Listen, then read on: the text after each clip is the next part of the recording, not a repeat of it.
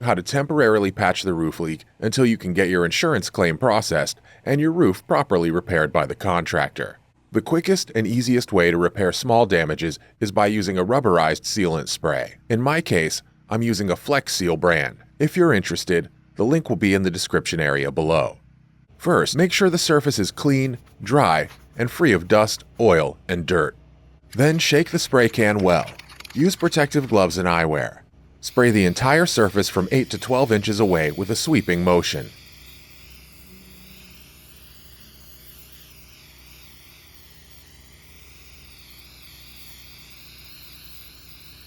If necessary, apply several coats until all of the cracks and holes are completely filled.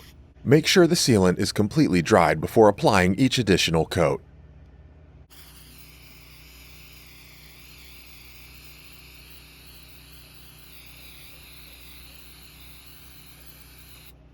If you have some extra sealant remaining, flip the can upside down and clear the nozzle. Hit the like button if this video was helpful.